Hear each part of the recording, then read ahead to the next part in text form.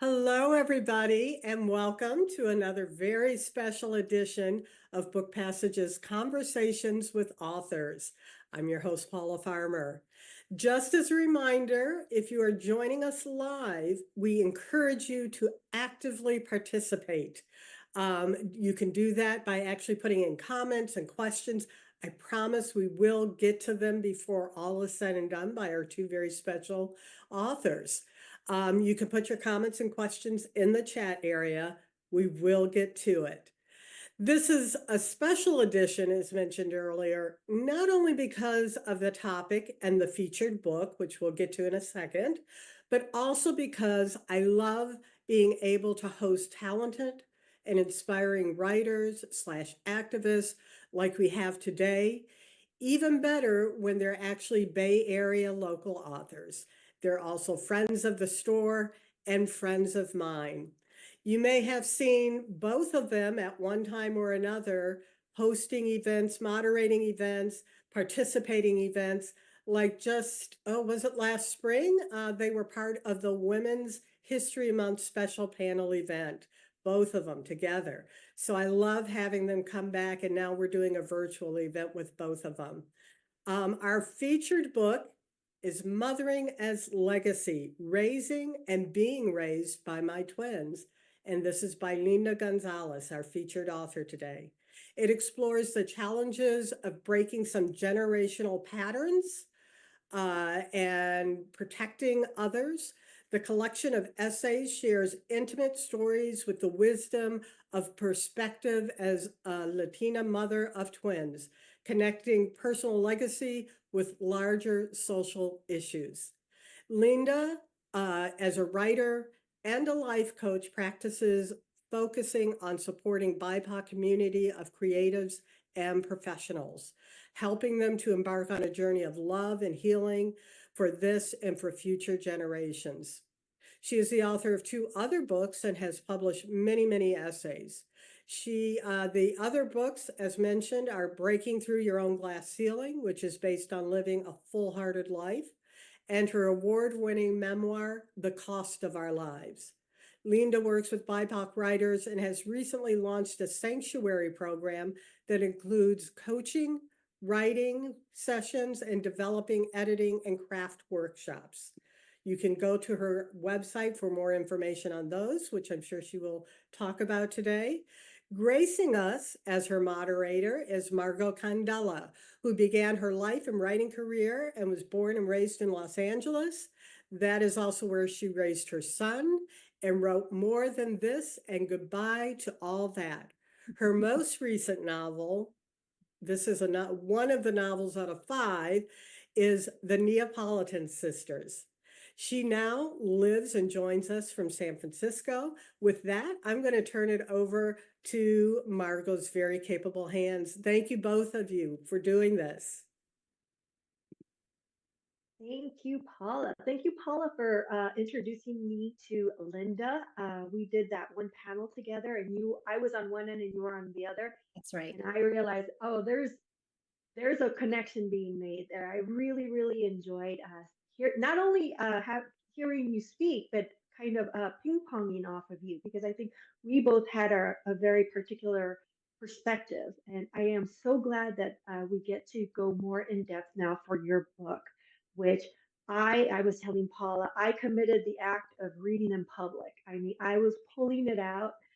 Anytime I had a moment, and I don't have a dog anymore, but I find that if you are reading a book, people will come up to you and ask you what you're reading. And I was very, very happy to read this book, not only as a mother, but a mother who is Latina. Um, because it is a very particular experience, especially if you're doing it. I'm a first generation, but the way I raised my son and the way you raise your twins, I see comes from a completely different perspective and a different mindset than maybe our own parents did with us, or did to us, depending on how crappy it was. Both. Yeah, they're human, and I think that's part of the process. We discussed. Would you like to start off with a little reading? Sure, I'd love to. Thank you, Margo. Wonderful. Yes, if you think about it, we bookended that panel, and so it's really fun to be able to uh, see what grew between us then and to expand it. I'm going to read from a chapter that is called "Leave the Shadows, No Matter How Comforting."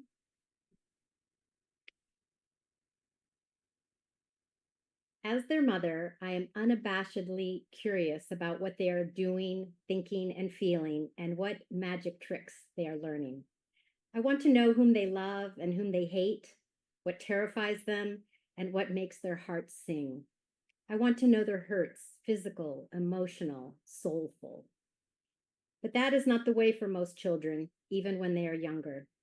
As they grew, mine became mysteries, and I had to look for clues to their underground streams so as to understand their journeys beyond what they verbalized. Preparing them for leaving what is comfortable and seeking what is unknown was always a push-pull proposition. I've easily ventured out of the shadows all my life, anchored by a spiritual and cultural grounding that could withstand familial and societal doubt. In that vein, they missed a day of school during their sophomore year to travel with me to San Jose and sit with many others to hear the Dalai Lama speak.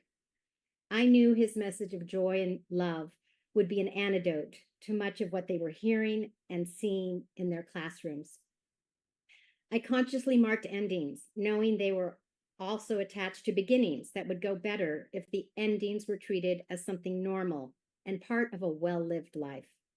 I regularly hosted winter and summer solstice gatherings to say goodbye to the shortest and the longest day of the year and welcome in both the dark and the light. Isn't that lovely? I think what I really appreciated when I was reading your book is not only do you write about the emotional experience of being a mother and a Latina mother, but intellectually, you write about it in a way that balances it. And, you know, I've made some dumb choices, but I'm a very smart woman. And Yeah. reading this, I felt like a smart mom. And I was like, I'm so glad there are moms out there Mm, like you who can validate that mothering isn't only an emotional experience, it's also an intellectual, even maybe, well, a spiritual experience. So I did, when I was reading, it's like, I'm going to have to start outlining things because there are little words of wisdom in here that I think I'm at on the other end of, my parenting, mothering life. My son is, for the most part, independent and self-reliant, and he's doing his own thing. So I now get to, brag about him without really having to worry about, what's going to become of him because I've told him, from a young age that I have faith in him to make the right decisions. And I think in reading the essays in this book, um, I can't believe I did it, because you break it down and you really go down to the core and the nut of it. Um, Sometimes we're just making it up as we go. Um, absolutely. and especially coming from the culture that we do, from a Latino culture, um, not doing it the way that it was done before or done to you is very subversive. And then your journey to motherhood was extra complicated, right? So, would you like to speak a little bit about how you decided to become a mother and how that came about for you? It's funny you talk about doing it differently. In many ways, I'm aware that I initially did not want to be a mother, and that came from a sense I got from my mother that she didn't decide to be a mother by choice. So, in very many ways, my first break from tradition was to consider motherhood a choice. In the end, I was with a woman who really wanted to have children, and I decided that that was something that I could do. So in many ways, I fell into it not necessarily from an incredibly conscious choice. And then once I made it, it became really clear to me that I absolutely saw mothering as this incredible journey of love and healing and making things up moment by moment. There was no book that I could talk to and that understood what we were really trying to do. And the way we ended up doing it, to make a long story short, is that I was the egg donor. The eggs were placed in her, and which is why we had twins, and which is why when people would ask, do twins run in your family? My short answer was no. Because to explain the whole journey was a bit complicated. But once I was on the journey of mothering, I took it all in and did it with fervor and terror and joy. Which is, that pretty much sums up being a mother and a parent. I think for me, I mean, I went the traditional route. Happened on a Wednesday kind of thing. Did. What I found, and I was very, very honest about, is I didn't enjoy being pregnant. It was very interesting, like it was an interesting process. I was like, oh, this is now happening. But I didn't enjoy it. I honestly can say I didn't enjoy it. The second my son was born, I mean, it still attached to the placenta. I said out loud, okay, I'm done here. I knew first of all that there was an enormous responsibility on Yeah, me now. that's right. And I also knew, and I don't want to put too much on my son because he was, he hadn't even, really taken more than a few breaths. I knew I could never, never do better than him. Mm, Um, and it was, there's my life. There is your life before, and then there's your life after you have children. Um, and I knew I would never do it again. But spent years, you get the how do twins run in your family? I got, when are you going to have another one? When are yep. you going to have another one? Constantly, constantly. Uh, when my son was about 22, 21 years old, my mother, oh, don't you regret not having another? We were standing there and I threw my arms around my son and I said, I would never be able to do any better than I've done. I am 100% satisfied as a mother. Um, so I think whatever path you take it in, I think when you decide to do it a little differently, sometimes people are curious.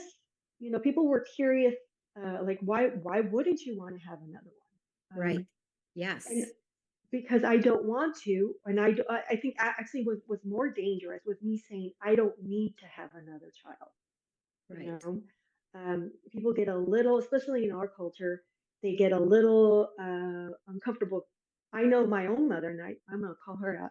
I know she feels judged by me because I only had one child, Right. and I told her straight up I knew I couldn't do it more than once, and I knew I could only do it well once. And it I think in reading your book, and your essays, and you hit upon them, your kids in different ages, but the constant is always there, a self-awareness, which is, I don't think, a luxury my mother grew up with, or raised her children with. She just did what she had to do to get it done because there were five of us and two dogs and a husband, and she didn't get to, I think, I don't know. I mean, I know she loves us. How could she not? But you wonder, like, well, what would have happened if there would have been more attention or there would have been time for more attention? Right. And I know eventually you and your partner separate. And then literally your time with your children becomes your time. Um, and you talk about this in your essay. So how did becoming a single mother affect how you mothered your children and parented your children? Yeah, that's a great question. And I also want to get to one that's in the chat.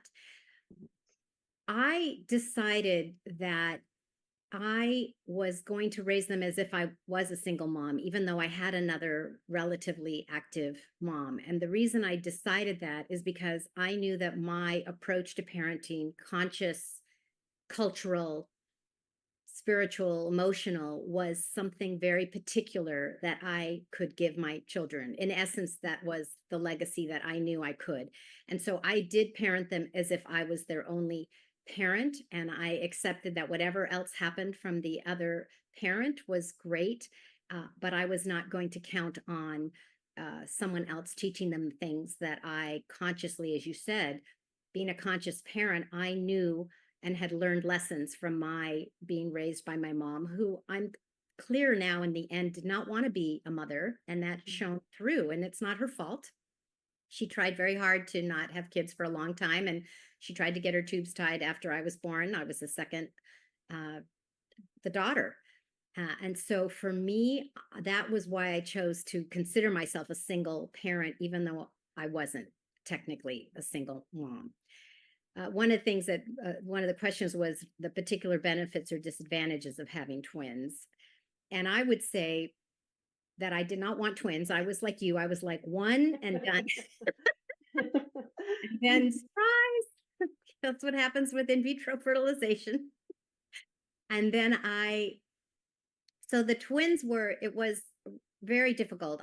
It wasn't quite double the work, but it was a lot of work. And I knew immediately how much more work it would be. I began making lists. I began really thinking through how I was going to do it, because as you said, one is so much. And so for me, I knew that I had to really think through how to do this well with twice as many as I had thought I would have. I think the benefit of twins is that if I was going to have two kids, they were going through all the developmental stages together, that they were in the same grade. There was never those issues of having to go to two different schools. I think the disadvantage, and I think it was really an advantage because I didn't get the question of when are you going to have another one. People would annoyingly say, oh, that's perfect, a boy and a girl. And I was like, why is that perfect? One child is perfect. Two girls is perfect. Two boys is perfect. Two gender non-conforming kids is perfect. So, the constant things that people say without really understanding why are they saying it, what kind of judgment is behind what they're saying, and to decide every single time when someone said, oh, that's so perfect, a boy and a girl, to go, do I really want to have this conversation again, that everything, whatever happens, is perfect? So I hear you on that, in that regard. And no, there were no other twins because, as I said, one was going to be enough. So two was definitely enough. Well, I think it's a different mindset. I know it was a different mindset. I didn't have my son thinking that he was an accessory or a necessity. It was a very logical, deliberate choice on my part. And I have had friends who then have had like genuine baby fever. It's a biological drive that even they can't, contain. They need to have a child. Uh, I think for me, it had been, well, I'm healthy, everything is like, this is the right time to do it. And then, of course, I got pregnant and I was like, oh, because now I have to go, like, wow, I said I was going to do it and now it's here and here we go. Um, I think for me personally, being very honest about the ambivalence. I remember telling a friend who asked me, and I said, well, it feels really weird. I feel inhabited. Um, I used to, I basically worked out until maybe a week or two before I gave birth. And then I finally admitted, I'm tired. I just want to sit and drum my fingers on, and wait till whatever's going to happen happens. Um, and I think it was a little unnerving for people because I wasn't detached, but I didn't have that glow. You know, um, I was tired and bored and ready to move on to the next phase, Well, you were which in the moment. That's the real experience that so many mothers don't get to have. You don't get to complain. You don't get to say, this is a lot of work. You don't get to sit there and recognize it's a struggle. it It does. I mean, I think it's one of those things where when you do, and I think that's just my personality, and I didn't think that I needed to sugarcoat or lie about my experience for others' benefits. I wasn't, I didn't go into gore details about, well, you know, guess what happened, like it's just because things happen, things change. Um, so I think for me, especially then once my son was born, and this is what I appreciated as I was reading your essays, you treat your children as their own person. Yeah. You have your son, he's his own person, your daughter, she's her own person. I think in our culture, we are seen as reflections of our parents. And sometimes our parents aren't able to see us as our own people. We are forever their child or somehow bonded to them in a way that doesn't let us become our own people. Um, Yeah. Again and again, you have conversations with your son and your daughter about what do you think? What is your opinion on that?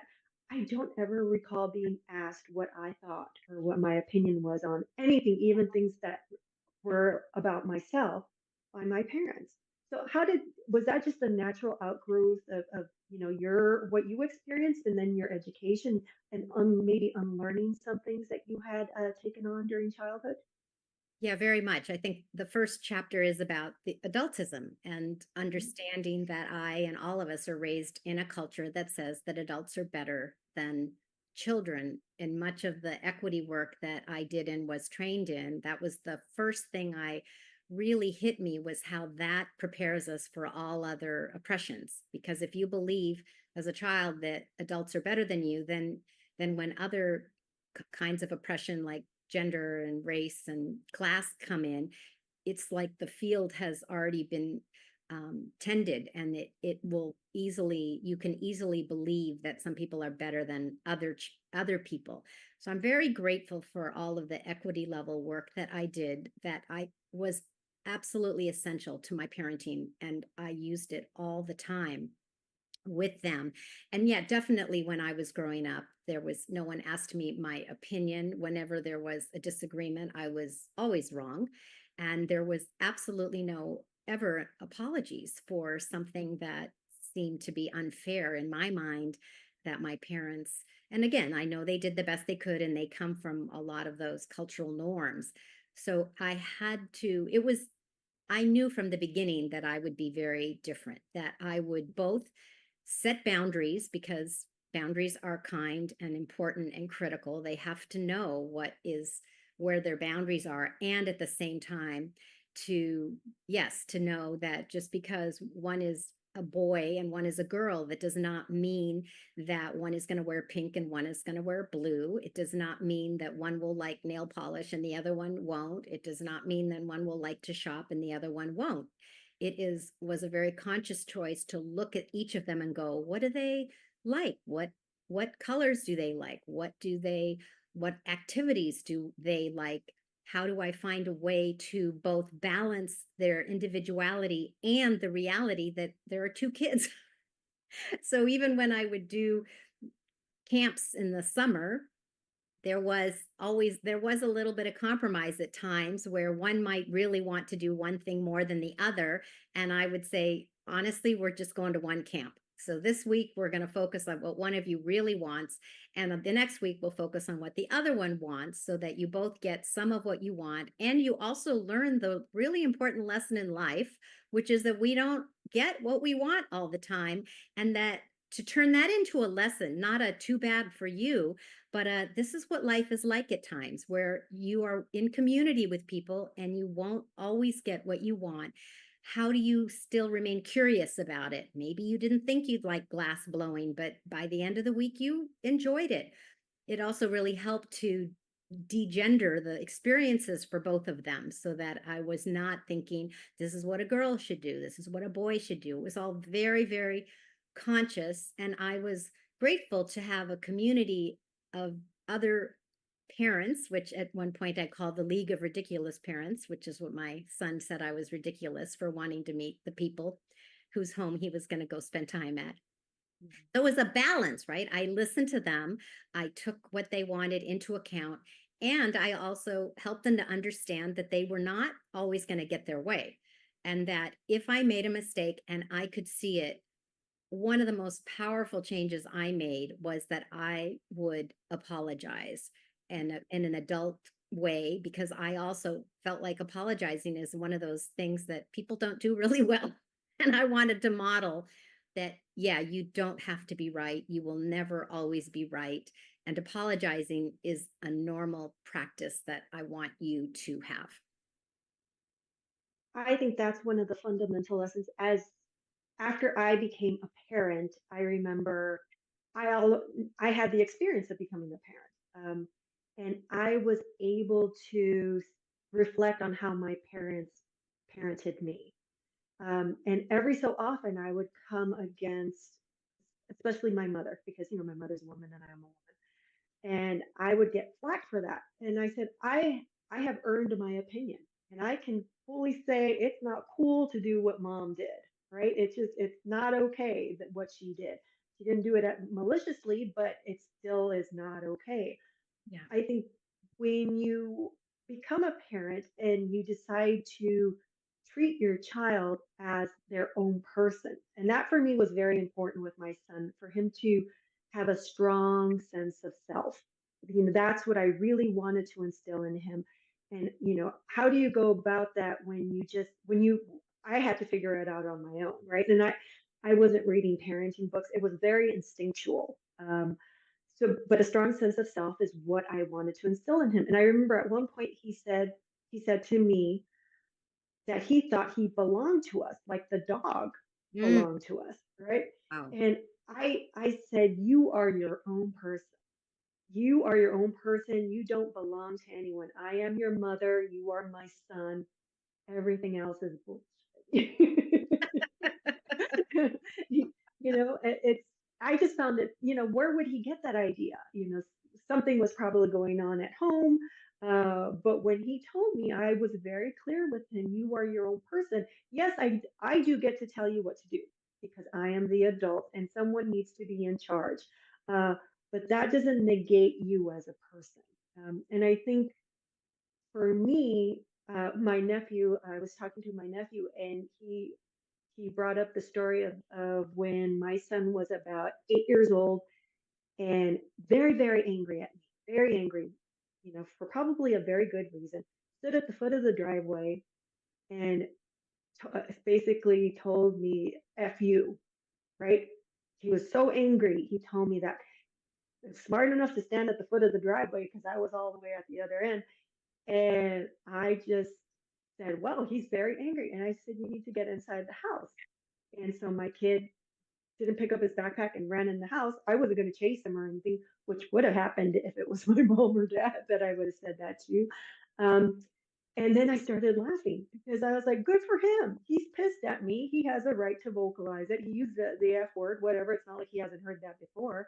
Um, but my nephew, who was there at the moment, said he was really surprised that I handled it the way that I didn't chase after the kid, that I didn't make him eat his words, that I just kind of accepted my kid is angry at me and cussed at me. Yeah, I shouldn't have laughed, but I just thought it was funny. And I think that comes from being able, the freedom to parent in a different way, which I gave to myself. I didn't ask anyone for permission for. I decided I was going to do it a different way. And it looks like we have a question here. It says, as second generation, were your kids open and interested in learning about and connecting with their culture? Were they raised bilingual? Well, it's complicated. They were raised bilingual in the sense that I spoke Spanish to them. I made sure that they got into a Spanish speaking preschool, and they were in the dual immersion Spanish English program in the city of Berkeley, California. There were many things about the Latino culture that they appreciated and enjoyed. They did not enjoy me speaking Spanish 100%. That part they did not enjoy. They did appreciate, and I get it. I was like that when I was a child. I did not want to speak Spanish, and it took me quite a while to ultimately embrace the power of the two languages in my life. So I did not shame or blame them about their disdain, in essence, of my speaking Spanish to them. I just knew that in the long run, they would appreciate it. And they did in the long run in their 20s. So they were raised bilingual. They connected to their culture in the way that their family, that they loved their family, and that they were very connected to a lot of the families and the friends that we made as a part of being in the dual immersion program.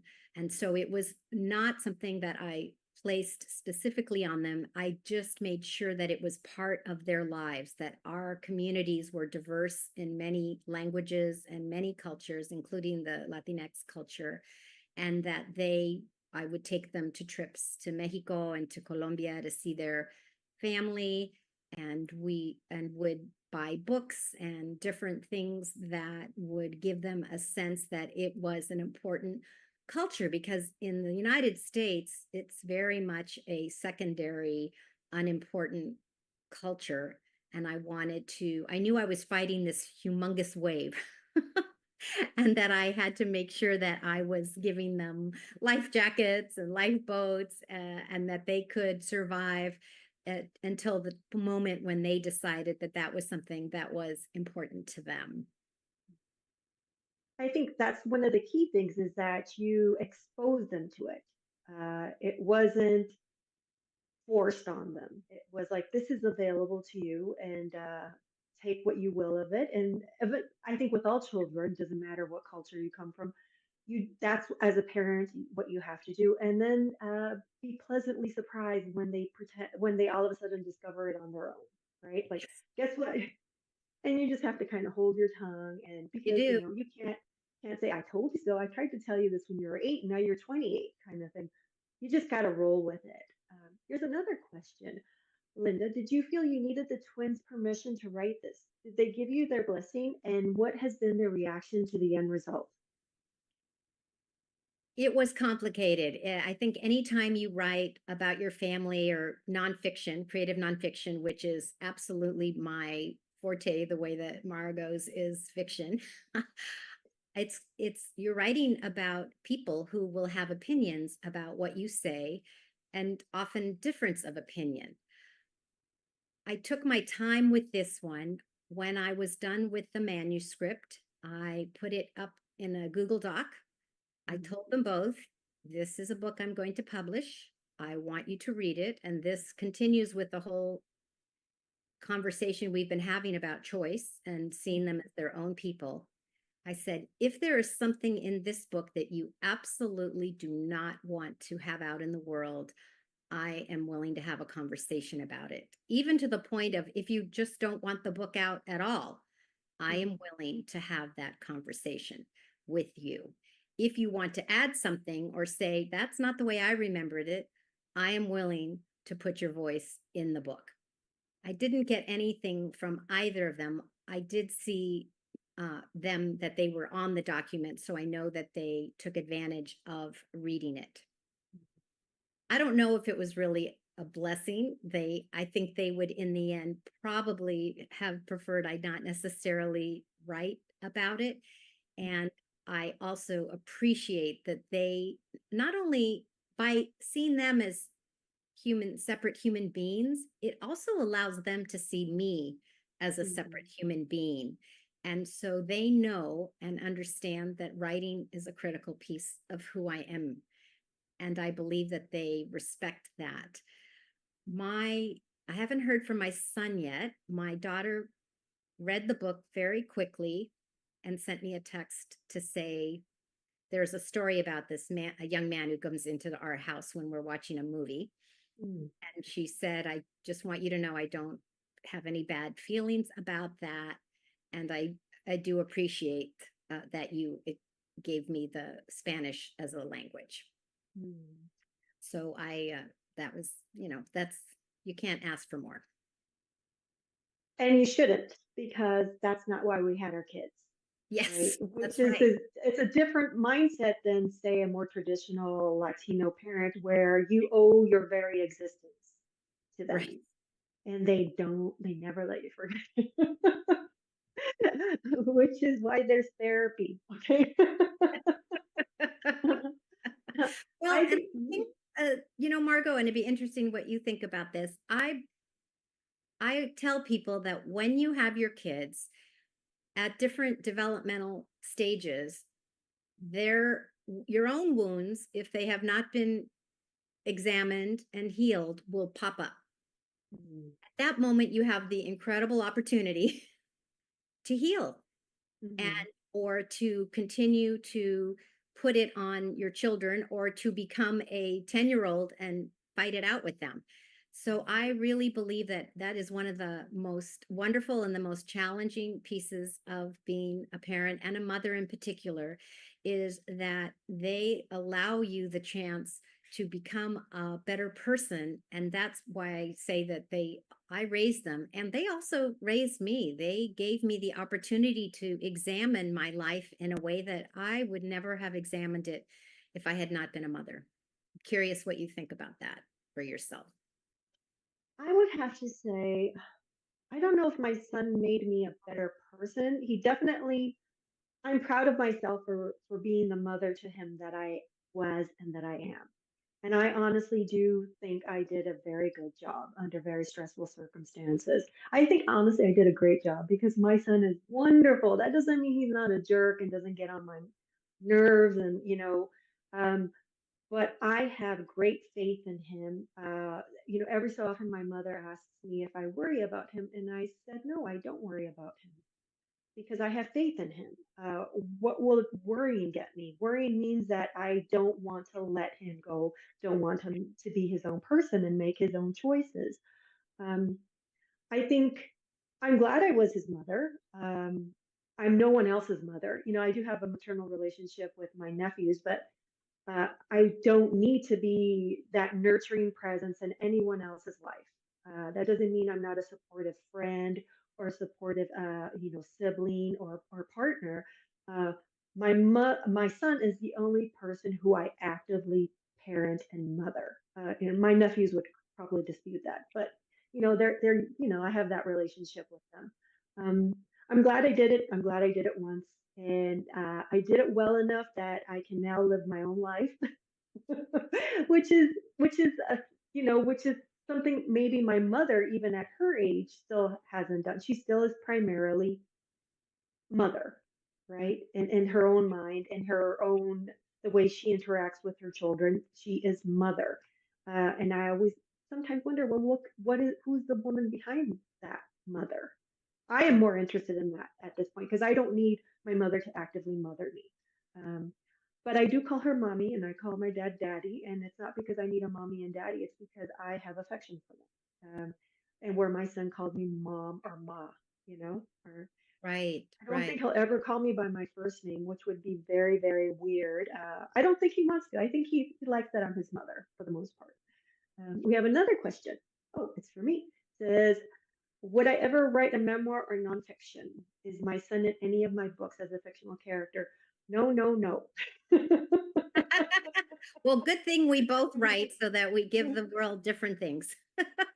I mean, I could never. I love fiction.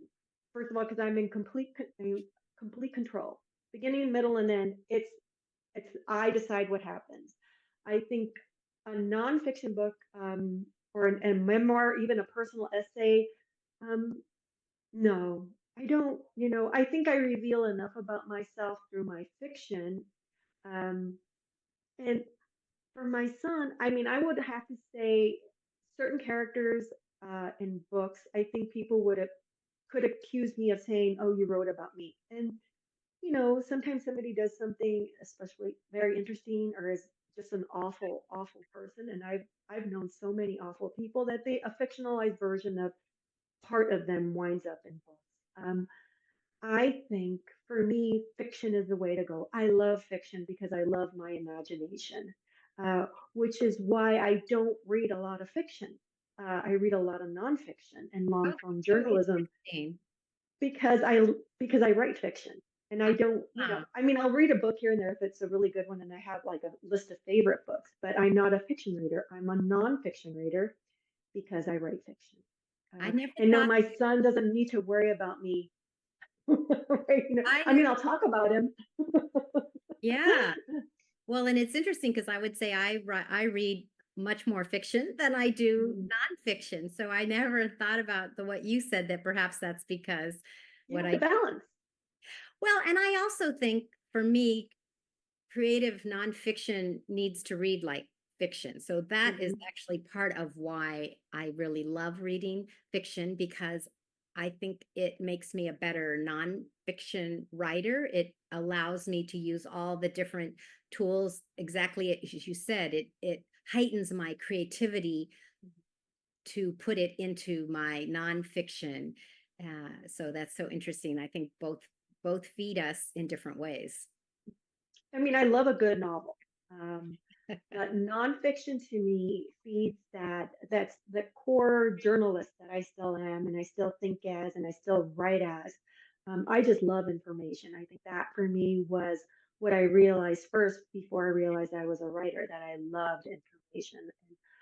And, for me, writing fiction is a narrative, but it's information. And here's another question: how do you feel about nurturing presents to your kids from non-mothers, aunts, friends, and childless cat women? Like, how do you feel for your kids getting nurturing from other people? To me, it's a relief. Mm, I do write about that in the book, that I was incredibly grateful for the community of family, friends, and people that came into my life and were able to give my children things that I couldn't give them because I was not interested in my children being mini me's. mm, It was critical for me that they were exposed to a number of different kinds of people so that they could explore who they were going to become as now 29-year-old young adults. And so for me, I welcomed people whether they had kids themselves. There were many people in my community who didn't, who made clear and conscious choices that they did not want to have children, and who still were, that was an important model for them. I did not want them to think that they had to have a child or any children. So it was important for me that they get exposed to a lot of different kids and to understand that we that they needed things from other people. And it, as I said, it was a relief that it didn't have to be just me that helped raise them. I think that's very important. For my son, for him to have the confidence in his own judgment, to have relationships with other people that were outside of the family and outside of our primary relationship. I Mm. think for Latino families, sometimes you just stick with family and you don't venture outside of family. And it's seen somewhat of a betrayal if you do say, I'd rather spend time, at my friend's house, or I'd rather move across the country for to go to college. It's seen as like, well, this is a reflection of how you feel on me, not that I am so confident, or maybe I just don't like you and I do want to move, or my path is taking me in a different direction. Uh, so for my son, I just thought, that just have a good judge of character and be a good character yourself.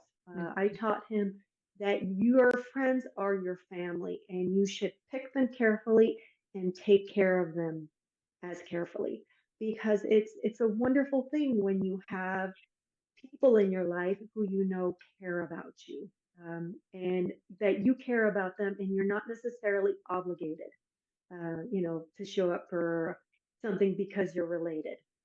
I think that's a very different from the way my parents were raised and how they raised me and my siblings.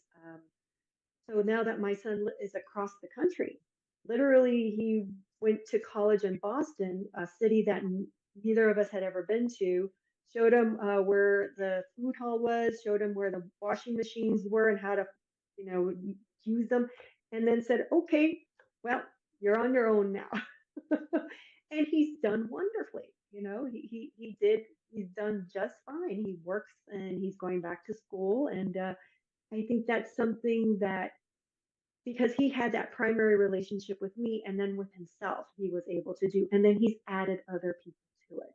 And like you said, it does, having a support system is so much, what a weight that takes off of us, you know, that we don't have to primarily function in that one primary role 24 hours a day.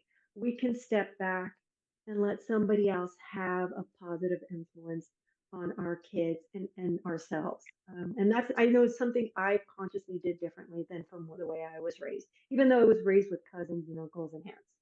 Um, People that don't share my last name or blood type, like they're part of my family now too. Oh, would you like to read some more? Oh, sure. I will read some more.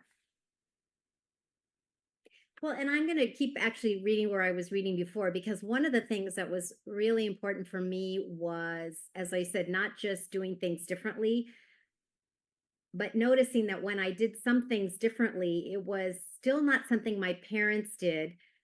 And it was looking at different other aspects of the Latinx Latino culture that they had not been part of. So I'm going to reading here. And that talked about welcoming both the dark and the light. I welcomed Teresa, a curandera, into our home over the years to support these ceremonias. One Friday after Thanksgiving, when Familia was in town, we gathered with a few friends in my backyard to ritually acknowledge Theo and Sofia leaving childhood to enter adolescence. With Teresa's guidance, we all shared some words of wisdom and love for my 14-year-old twins as they sat together, uncomfortable with the attention. Then Teresa turned to me and asked me to say more, urging me to dig deeper. I felt incapable of saying what was in my corazón, especially as I was the one driving this event rather than them wanting it. Mm-hmm. I wish for you to retain your courage to take risks whenever necessary, to speak out with passion against small and big injustices. And I wish you the patience and serenity needed to endure the challenges that life will throw at you. I felt as awkward as my kids, as this was new territory for all of us. I gratefully turned it back over to Teresa, my eyes pleading for her to hold us all. She smiled and faced the circle of guests, pointing to the table next to her. Please come up and make a prayer bundle for Theo and one for Sofia to gift them the gathered strength of your lives, she directed. Pick a colored square of cloth and add the hierbas that call to you. Then tie the bundles together. As people slowly came forward to make the first prayer bundles of their lives, she relit the copal, and its smoky aroma drifted over us and into the sky. I was grateful for our previous solstice ceremonias that made some of this comfortable for my twins. Okay, that's beautiful. Yeah, and that's what I mean. So that even though in some ways you could say, okay, those ceremonies are part of the Latinx culture, they were certainly not a part of my growing up. And so it was saying it's a big and wide culture, and not only what I was raised with, but what I have been learning, and that I wanted them to have the breadth of it all to make their choices in the world. And you do take us on the journey from the beginning to where you are at the end in your book. And I want to personally thank you for just, I mean, it resonated so deeply with what you wrote here. And it definitely is a book I'm going to recommend to mothers and non-mothers. 100%. Thank you so much, Margo. It's been a pleasure. It's my pleasure. Oh, and thank you both. I want to interject another question to both of you, because I admire you both as writers in both your forms. I always love to know, like, who are your literary or writing ancestors or influences from the past, or maybe they've changed over the years as your writing has changed. But I just love to hear that from both of you. Want to go first, Margo? I'm always going to go with Ann Tyler.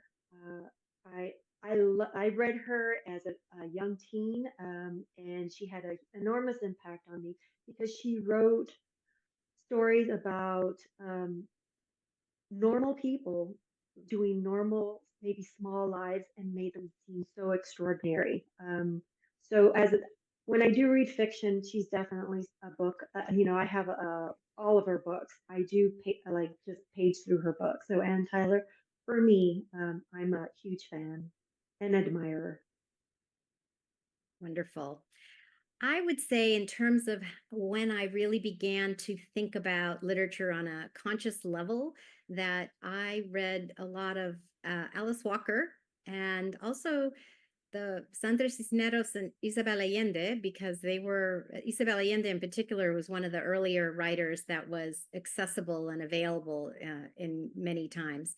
I think ultimately I ended up really looking at, from a fiction perspective, Toni Morrison, and nonfiction, actually Esmeralda Santiago, because I knew already that that was going to be my form, and I really needed role models. It really meant something to me to be able to read women, particularly and women of color, who were daring to write. Yeah, and it's interesting, Margo, because you said you specifically usually read nonfiction, Mhm. but you picked Ann Tyler. And Uh, yeah, yeah. I mean, not surprising. She's amazing. Do you have any nonfiction, maybe books you're reading now, or books that have, meant a lot to you? okay. There was a point, Mark Bull. I read a lot of Black Hawk Down, Chasing Pablo. I like really muscular writing, and that it's a counterpoint, especially when I was writing More Than This, which for me was as close to a love story as I had ever written. Mm. Um, Black Hawk Down was a constant for me.